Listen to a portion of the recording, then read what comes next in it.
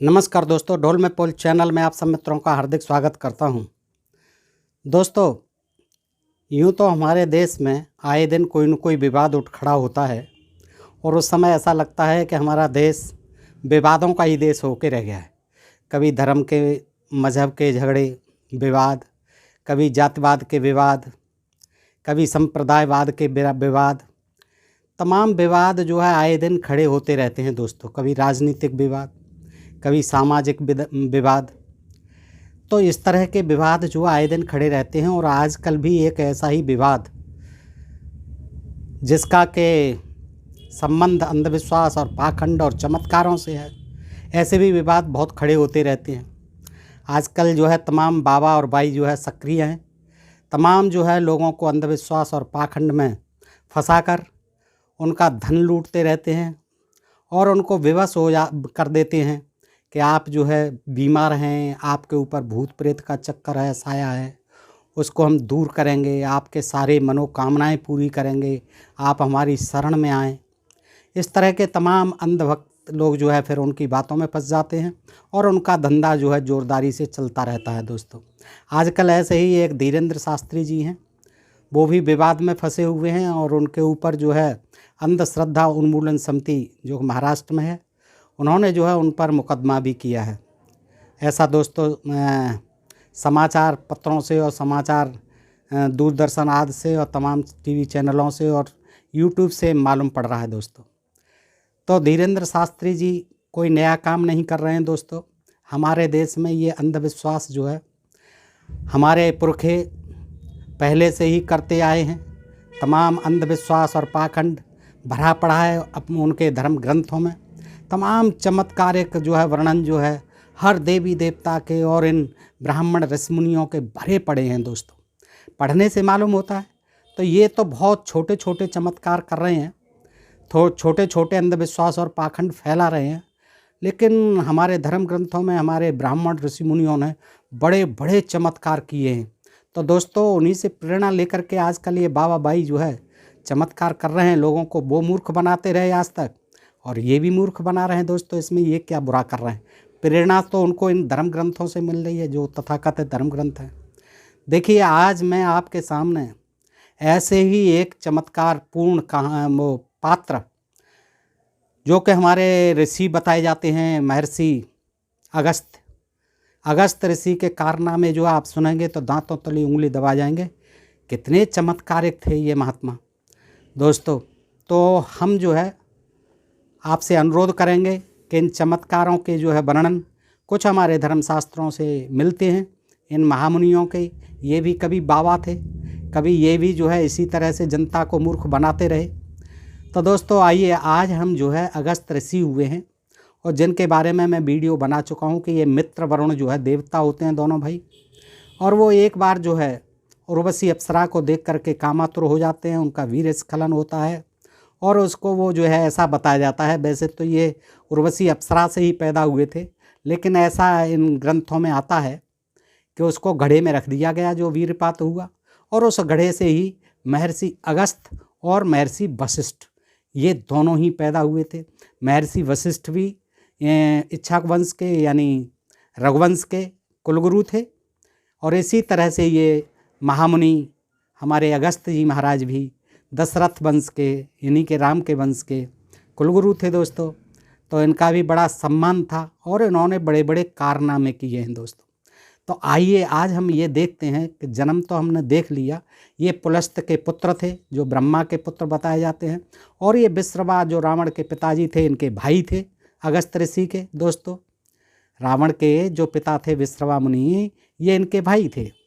तो ये एक बार समुद्र को पी गए थे दोस्तों, पूरा समुद्र पी गए थे, और इन्होंने और भी कारनामे किए। तो दोस्तों आज एक कारनामा मैं इनकी शादी का, विवाह का बताता हूँ। देखिए किस तरह से इन्होंने अपनी पुत्री से ही विवाह किया दोस्तों। ये भी इतने महान थे और फिर क्या क्या इन्होंने चमत्कार किए, आइए देखते चलते हैं।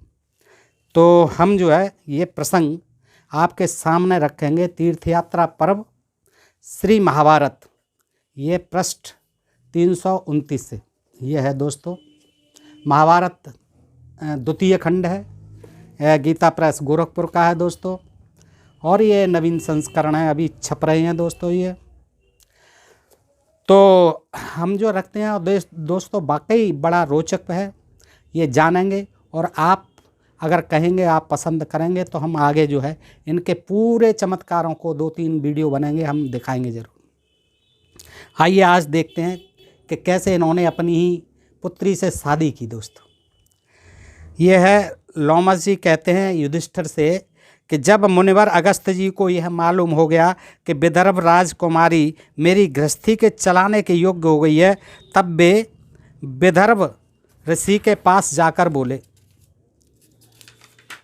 1 मिनट, हाँ, तो राजा पुत्रोत्पत्ति के लिए मेरा विवाह करने का विचार है, अतः महिपाल मैं आपकी कन्या का वर्ण करता हूँ, आप लोपमुद्रा को मुझे दे दीजिए। तो ये जो है इस तरह से वो उस अपनी ही कन्या को, जो कि राजा के यहाँ दत्तक थी, गोद दे दी थी, उसका पालन पोषण जो है राजा के यहाँ हुआ है। फिर जब वो जवान हो जाती है तो फिर उसको मांगने के लिए ये पहुँच जाते हैं। तो दोस्तों देखिए क्या होता है कि एक बार ये अगस्त ऋषि ये जो जा रहे हैं,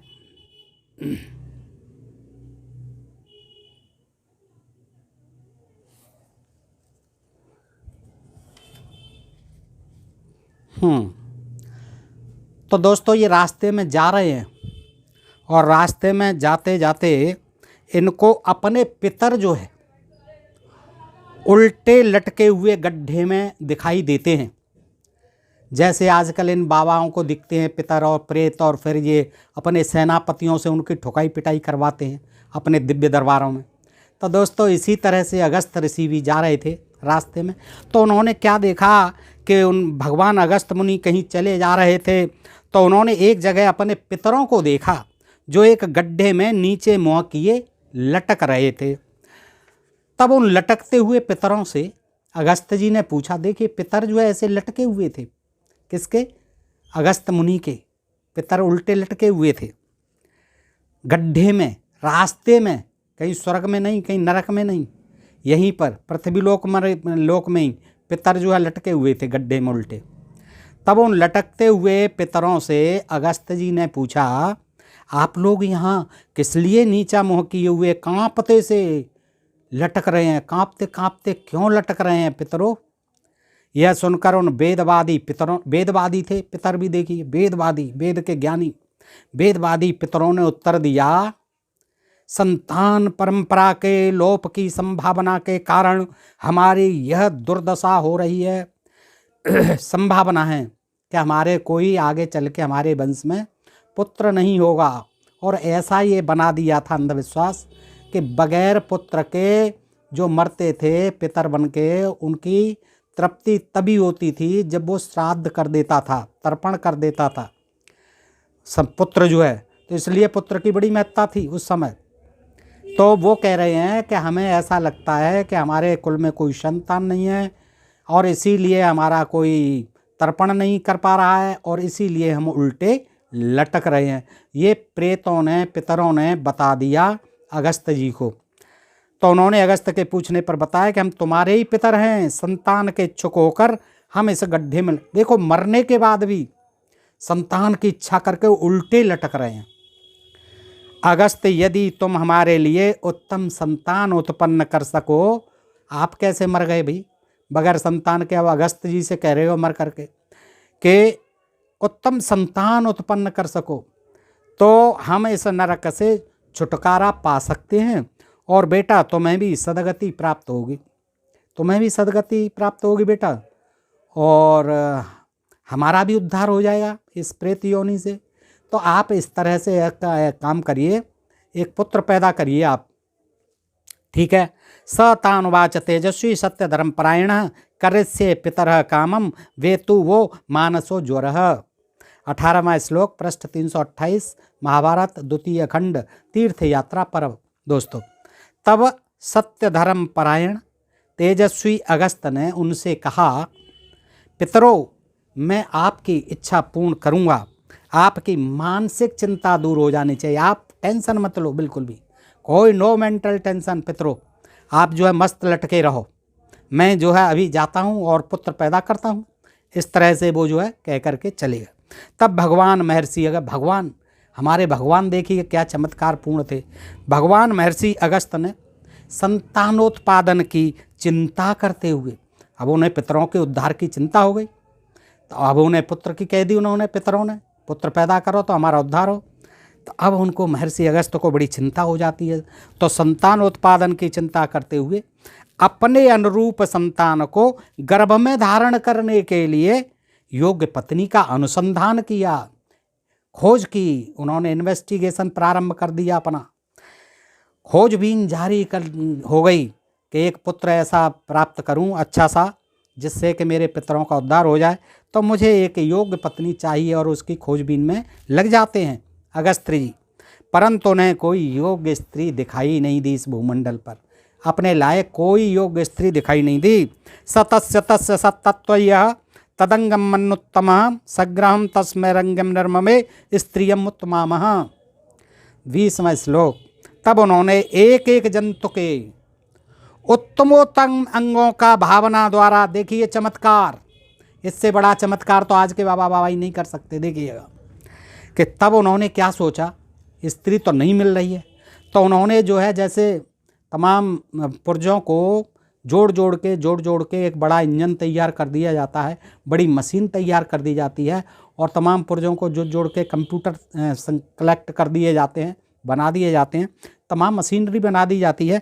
ऐसे ही उन्होंने क्या किया, हरे एक एक जंतु के जितने भी जंतु हैं उत्तमोत्तम अंगों का भावना द्वारा संग्रह करके कलेक्ट किए, जंतुओं के अंग उपांग उत्तमोत्तम, और उन सब के द्वारा एक परम सुंदर स्त्री का निर्माण किया। देखिए एक सुंदर स्त्री बना दी। यहाँ की जो है प्रकृति की बनाई हुई स्त्रियाँ उनको रास नहीं आई, कोई योग्य नहीं लगी इस भूमंडल पर।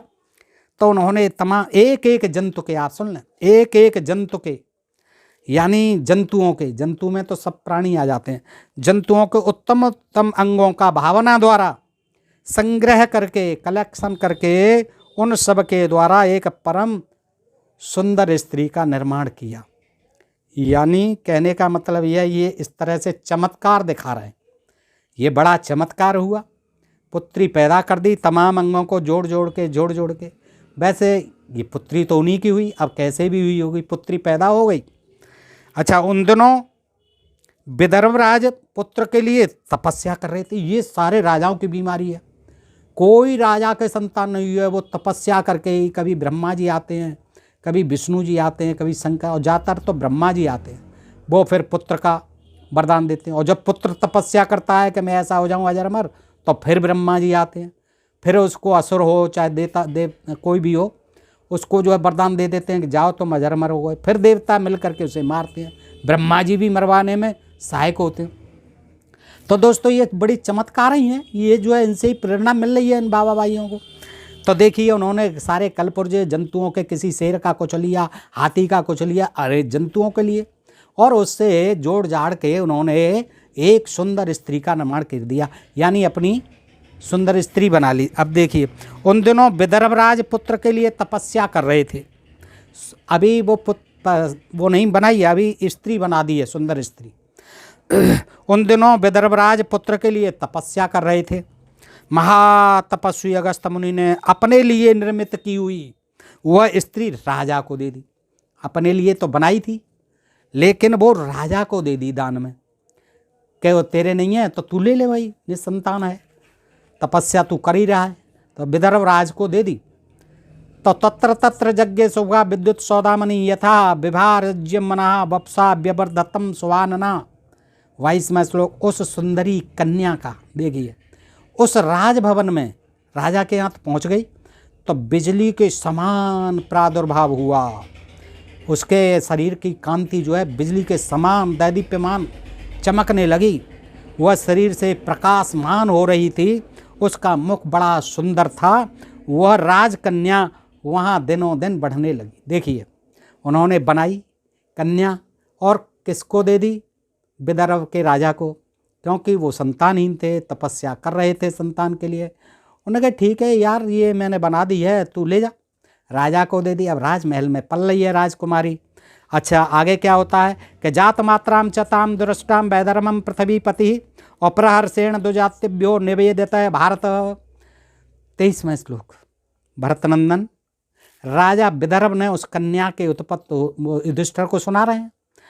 तो राजा विदर्भ ने उस कन्या के उत्पन्न होते ही हर समय भरकर ब्राह्मणों को यह शुभ संवाद सुनाया। अब ब्राह्मणों के बगैर तो कोई चमत्कार पूरा हो नहीं सकता है ना। अब ये चमत्कार जो है ब्राह्मण भाइयों को सुनाया, बुला लिए सारे कि आइए ब्राह्मण देवो, आप कहे कि ब्राह्मण देव दे गए मुझे एक कन्या। राजन, उस समय सब ब्राह्मणों ने राजा का अभिनंदन किया।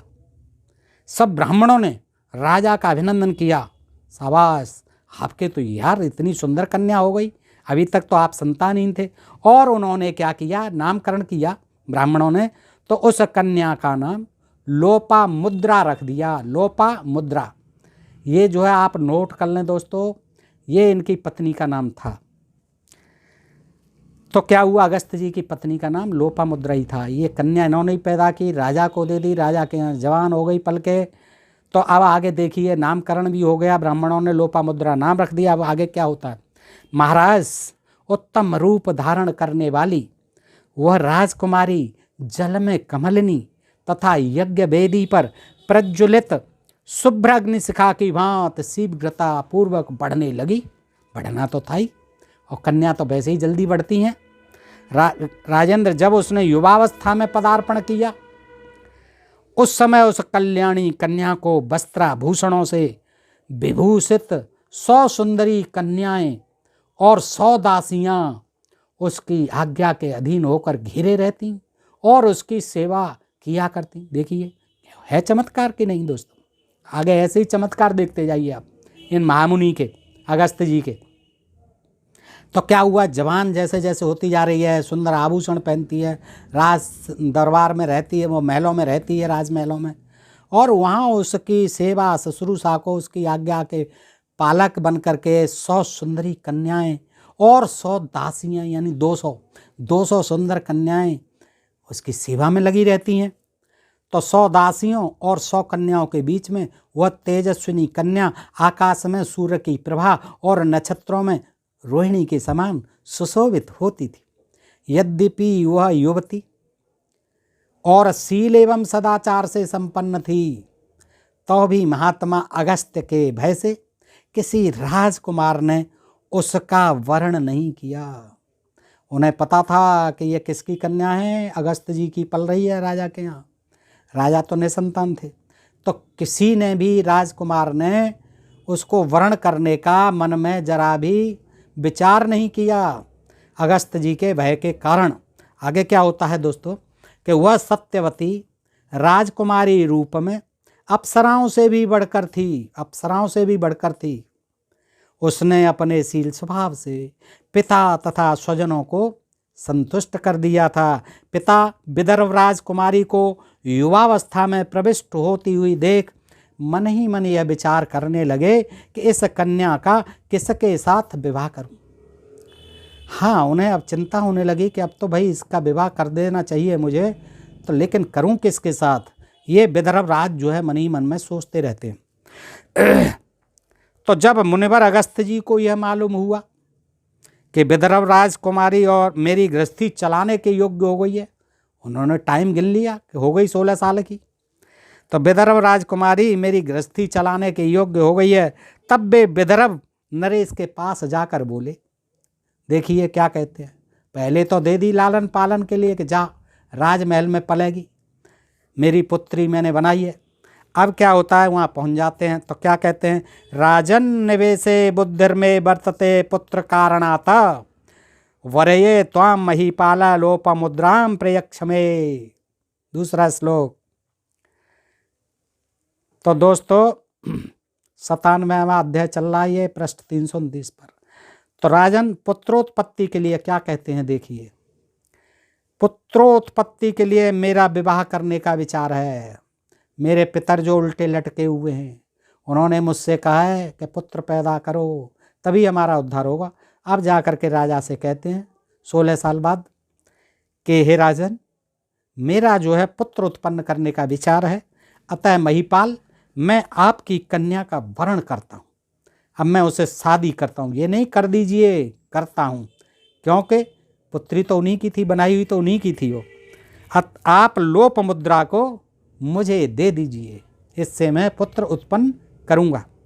एवं मुक्तः स मुनिना महीपालो विचेतना और प्रत्याख्यान न्याय चासक्तम प्रदातुम चैव नक्षतौ। तीसरा श्लोक आगे देखिए दोस्तों क्या होता है।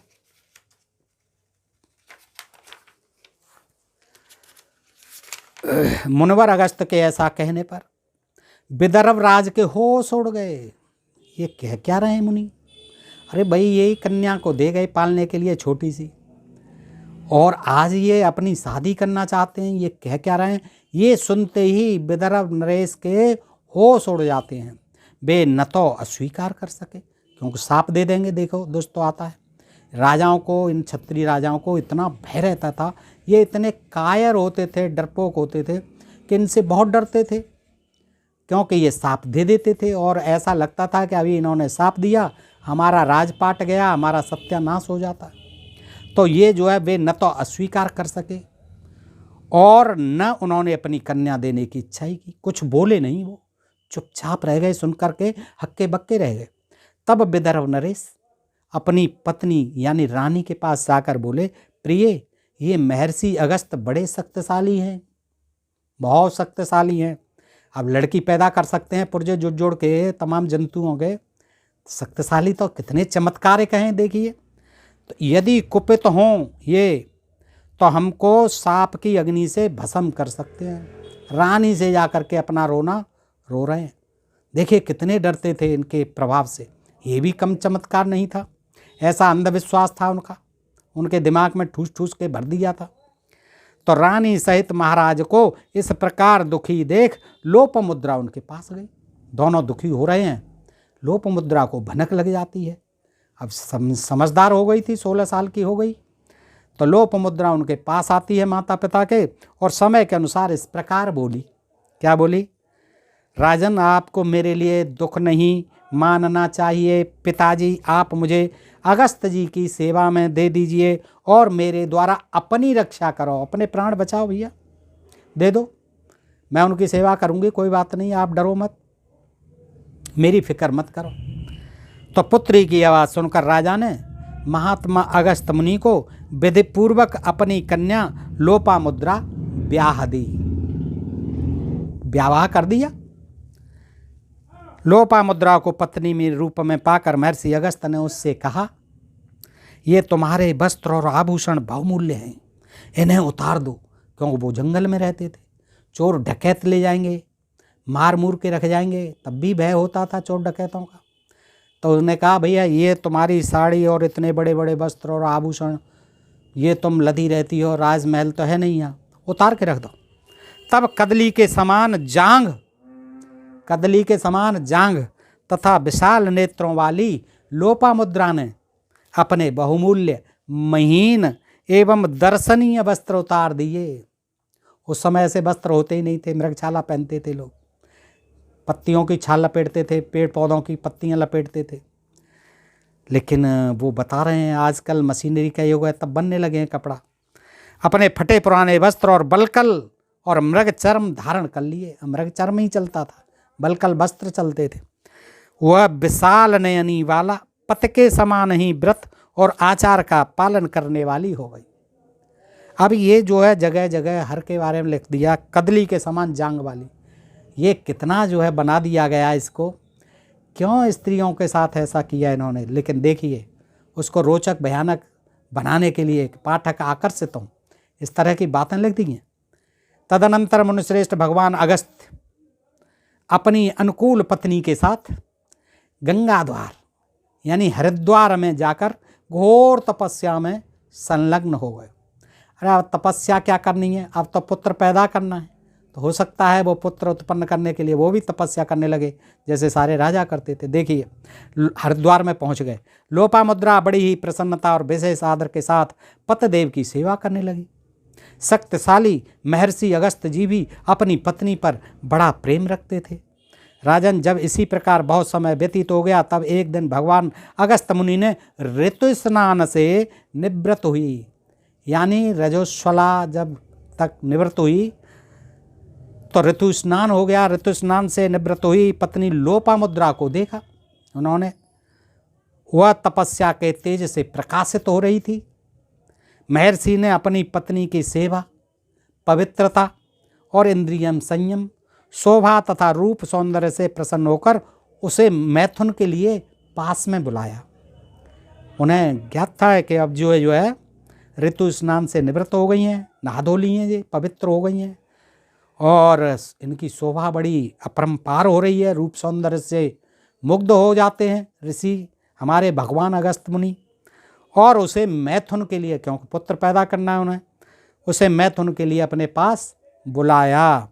तब अनुग्रागिणी लोपामुद्रा कुछ लज्जित सी हो हाथ जोड़कर बड़े प्रेम से भगवान अगस्त से बोली। क्या बोली? महर्षि, इसमें संदेह नहीं कि इसमें संदेह नहीं मुझे कि पतिदेव ने अपनी इस पत्नी को संतान के लिए ही ग्रहण किया, ये तो मुझे पता है। परंतु आपके प्रति मेरे हृदय में जो प्रीति है वह भी आपको सफल करनी चाहिए। मैं भी आपकी परीक्षा लूँगी, आखिर मैं राजमहल में पली हूँ, आप भी मेरी परीक्षा में पास हो जाइए। ब्राह्मण में अपने पिता के घर उनके महल में जैसी सैया पर सोती थी, जैसे बेड पर सोती थी, डबल बेड पर, वैसी ही सैया पर आप मेरे साथ समागम करें। ये जंगल में कहाँ आप चटाई बिछाए पड़े हैं, यहाँ खटिया भी नहीं है ढंग की। मैं डबल बेड पर सोती थी, मखमली गद्दे होते थे। आप कहाँ मुझे समागम करना चाहते हैं जंगल में? नहीं, आप मेरे लिए डबल बेड का यानी सुंदर सी सैया उसका इंतजाम करिए। देखिए क्या शर्त लगा दी लोपामुद्रा ने। मैं चाहती हूँ कि आप सुंदर हार और आभूषणों से विभूषित, आप भी पहनो, मुझसे उतारने की क्यों कह रहे हो? आप भी जैसे मेरे पिताजी पहन के रहते थे ऐसे ही विभूषित हो जाइए और मैं भी दिव्य अलंकारों से अलंकृत हो इच्छानुसार आपके साथ समागम सुख का अनुभव करूं। आप भी ऐसे ही पहन लो, राजाओं जैसे वस्त्र और दिव्य आभूषण ये पहन के तभी समागम हो पाएगा मेरे साथ, अन्यथा नहीं। अन्यथा मैं यह जीर्ण शीर्ण कासाय वस्त्र पहनकर आपके साथ समागम नहीं करूँगी। अन्यथा नोपतिष्ठेयम चीरकासाय वासिनी नैवा पवित्रो विप्रसे भूषणो अयम कथंचन। 19वां श्लोक, पृष्ठ 331। ये तीर्थ यात्रा पर्व महाभारत द्वितीय खंड पढ़ लीजिए दोस्तों। ये चमत्कार कम है क्या? देखिए इनके चमत्कार, आप देखते ही रह जाएंगे, आज तक नहीं जाना है आपने। देखिए, अन्यथा में यह जीर्ण शीर्ण कासाय वस्त्र, पुराने फटे पुराने आप जो पहनाना चाह रहे हैं, इनको पहनकर आपके साथ समागम हरगिज नहीं करूँगी। ब्रह्मर से तपस्वी जनों का यह पवित्र आभूषण किसी प्रकार संभोग आदि के द्वारा अपवित्र नहीं होना चाहिए। संभोग करेंगे आप, संभोग के द्वारा ये मेरे पवित्र आभूषण हैं, ये गंदे हो जाएंगे, अपवित्र हो जाएंगे और मैं ऐसा हरगिज नहीं करने दूंगी। सुंदर कट प्रदेश अगस्त जी कहते हैं, सुंदर कट प्रदेश वाली यानी सुंदर कमर वाली कल्याणी लोपामुद्रे, तुम्हारे पिता के घर में जैसे धन वैभव हैं वे न तो तुम्हारे पास हैं और न मेरे ही पास। तुम भी कुछ नहीं लाई हो, मेरे पास भी कुछ नहीं है। भाई मैं राशि ठाटवाट और वैभव कहाँ से लाऊंगा आपके लिए? न ते धनान विद्यन्ते लोपामुद्रे तथा मम यथा विधान कल्याणी पितुस्तभम सुमध्य में। लोपामुद्रा बोली, तपोधन, इस जीव जगत में जो कुछ भी धन है वह सब क्षण भर में आप अपनी तपस्या के प्रभाव से जुटा लेने में समर्थ हैं।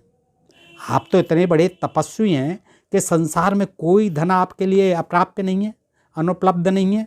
आप जो चाहें वो अपनी तपस्या के बल पर प्राप्त कर सकते हैं। तो अगस्त जी कहते हैं, प्रिय तुम्हारा यह कथन ठीक है, परंतु ऐसा करने से तपस्या का क्षय होगा। देखिए मेरी तपस्या का क्षय होगा, क्षीण हो जाएगी मेरी तपस्या। अगर मैं भौतिक साधन अभी कह दूँ एक चुटकी में जो है ऐसे करते ही आ जाएंगे सारे।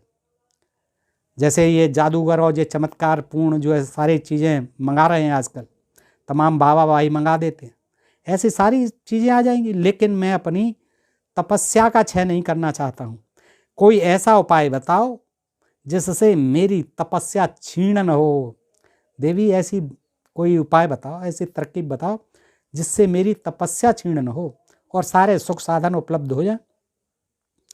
तो लोपामुद्रा क्या कहती है? लोपामुद्रा बोली, तपोधन मेरे ऋतुकाल का थोड़ा ही समय शेष रह गया है।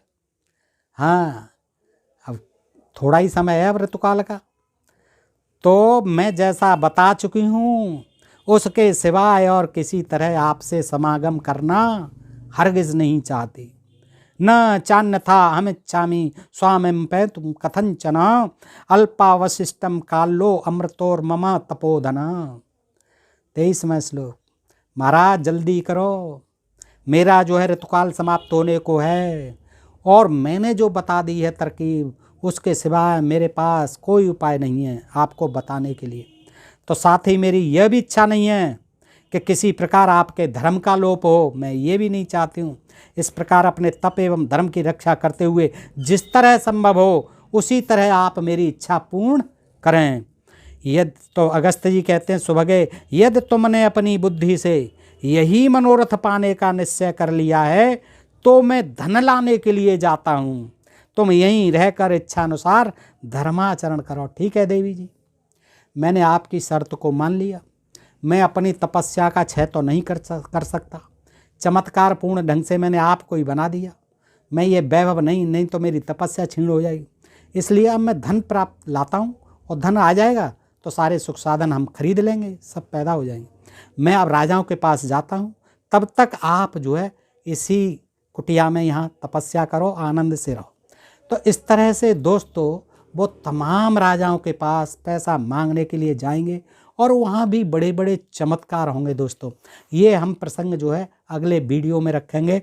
तब तक के लिए इतना ही दोस्तों, और बताएं कि आपको यह प्रसंग कैसा लगा।